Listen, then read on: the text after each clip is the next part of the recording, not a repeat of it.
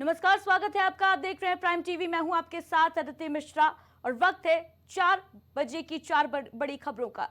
कई दिनों से कांग्रेस के खिलाफ बागी तेवर अख्तियार करते हुए कांग्रेस नेता शशि थरूर का आज का वीडियो देखकर कई लोगों की नींद उड़ जाएगी।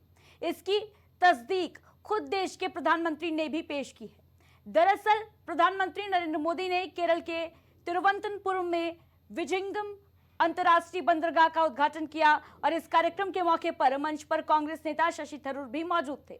ऐसे में पीएम मोदी ने इशारों में विपक्ष पर निशाना भी साधा। क्या मुख्यमंत्री जी से भी मैं कहना चाहूंगा, आप तो इंडी अलायंस के बहुत बड़े मजबूत पिलर है। यहां शशि थरूर भी बैठे हैं और आज का ये इवेंट कई लोगों की नींद हराम कर देगा। वहीं स्पोर्ट का कॉमर्शियल ऑपरेशन करीब 5 महीने पहले यानी दिसंबर 2024 में ही शुरू हो गया था और इसी के साथ केरल की राजधानी तिरुवनंतपुरम के पास स्थित विजिंजम भारत का पहला डीप वाटर कंटेनर टर्मिनल और देश का ट्रांसशिपमेंट हब बन चुका है। ट्रांसशिपमेंट का एक ऐसा बंदरगाह होता है जहां इंटरनेशनल शिपिंग के लिए कार्गो को एक जहाज से दूसरे जहाज में शिफ्ट किया जाता है। तो देश को बड़ी सौगात प्रधानमंत्री मोदी ने दी। पहले ट्रांसशिपमेंट हब का उद्घाटन किया, वहीं दूसरे देशों पर निर्भरता अब कम होगी। ये फायदे आपको बता रहे हैं। कोलंबो, सिंगापुर और दुबई पर भारत निर्भर है ट्रांसशिपमेंट के लिए, जिसके बाद अब इस सौगात के बाद भारत की जो परेशानियां हैं वो कम होंगी। 75% ट्रांसशिपमेंट कार्गो के लिए भारत दूसरे देशों पर निर्भर था, लेकिन अब आत्मनिर्भरता की ओर बड़ा कदम। विजिंजम इंटरनेशनल पोर्ट के बाद कम होगी दूसरे देशों पर निर्भरता।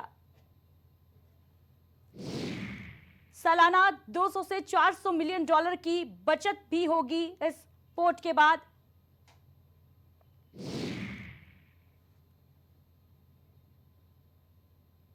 वहीं इस पोर्ट के उद्घाटन समारोह के दौरान पीएम मोदी ने क्या कुछ कहा है, आपको सुनाते हैं।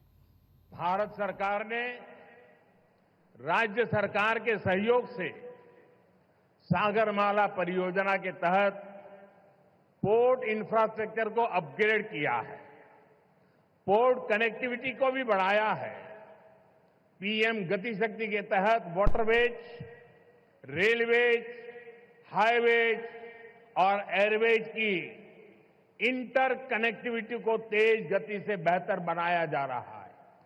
ईज ऑफ डूइंग बिजनेस के लिए जो रिफॉर्म्स किए गए हैं उससे पोर्ट्स और अन्य इंफ्रास्ट्रक्चर सेक्टर में भी इन्वेस्टमेंट बढ़ा है। गुलामी से पहले हमारे भारत ने हजारों वर्ष की समृद्धि देखी है।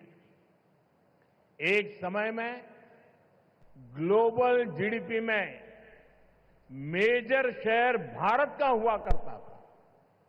उस दौर में हमें जो चीज दूसरे देशों से अलग बनाती थी वो थी हमारी मैरीटाइम कैपेसिटी, हमारी पोर्ट सिटीज की इकोनॉमिक एक्टिविटी। केरला का इसमें बड़ा योगदान था।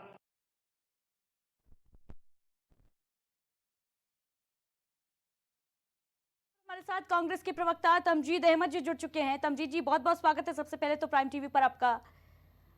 ये जो तस्वीर सामने आई, शशि थरूर मुलाकात करने पहुंचे केरल में प्रधानमंत्री मोदी से और स्टेज पर भी साथ साथ नजर आए, क्या कहेंगे इसके बाद? नमस्कार, शशि थरूर जी हमारे सांसद हैं और हमारे वरिष्ठ नेता हैं। निश्चित रूप से जब वहाँ के सांसद है तो वो स्टेज पे थे, तो इसमें कौन सी बड़ी बात। लेकिन सोचने वाली बात यह है कि अगर कोई नेता, मतलब अब राजनीति में इतनी भी नैतिकता भारतीय जनता पार्टी की नजर में नहीं रह गई है कि अगर कोई विपक्ष का नेता प्राइम मिनिस्टर के साथ स्टेज शेयर कर रहा है तो उसको भी वो राजनीति के उसमें डाल दे रहे हैं। कम से कम इतनी नैतिकता तो होनी चाहिए राजनीति के अंदर ना, कि कोई चुना हुआ सांसद वहां से है, अगर वो स्टेज में बैठा हुआ है तो उसका भी आप राजनीतिकरण कर दोगे, तो ये बेहद दुर्भाग्यपूर्ण है। और दूसरी बात, एक बात समझिए, ये जातीय जनगणना का मुद्दा जो है, जिस तरीके से कांग्रेस पार्टी को उसको नए लेवल पे ले जा रही है, सिर्फ जाति जनगणना हेडलाइन मैनेजमेंट करके नहीं छोड़ना देगी कांग्रेस पार्टी। 50% आरक्षण की सीमा को तोड़ना। ठीक है तमजीद जी, जातिगत जनगणना पर प्रश्न नहीं था मेरा। नहीं, मेरी बात सुनिए। जिस तरीके से शशि थरूर लगातार मैं आपके प्रश्न पे ही आ रहा हूँ। तो जिस तरीके से ये मुद्दे उनके पास आके पड़े, उनके रातों की नींद हराम हो चुकी है, तो निश्चित रूप से ये बेहद गंभीर विषय उनके सामने है। उसको डाइवर्ट करने के लिए सारे मुद्दे इधर से उधर लेके जा रहे हैं। शशि थरूर जी क्या, शशि थरूर जी हमारे बेहद वरिष्ठ नेता है, चुने हुए सांसद है। वो स्टेज उन्होंने शेयर किया, प्रधानमंत्री जी ने उसका राजनीतिकरण कर दिया। ये तो बेहद गंभीर विषय है ना। फिर तो कोई राजनीतिक दल का, कोई दूसरे दल का आदमी एक दूसरे के साथ बैठना पसंद नहीं करेगा अगर इस तरह की बातें शुरू हो जाएंगी तो। ठीक है तमजीत जी, आप कह रहे हैं कि प्रधानमंत्री जी ने राजनीतिकरण कर दिया इस मुद्दे का, लेकिन उस दौरान शशि थरूर जी भी जो है मंच पर मौजूद थे, सबसे बड़ी बात यह है। और बीते दिनों से जिस तरीके से बागी तेवर अपनाते हुए शशि थरूर नजर आए हैं, कयास लगाए जा रहे हैं कि भारतीय जनता पार्टी का दामन थामेंगे, कांग्रेस छोड़ेंगे। नहीं, देखिए एक बात समझिए, शशि थरूर जी मंच पे नजर आए, क्यों नजर आए, इस वजह से नजर आए वहाँ के सांसद हैं।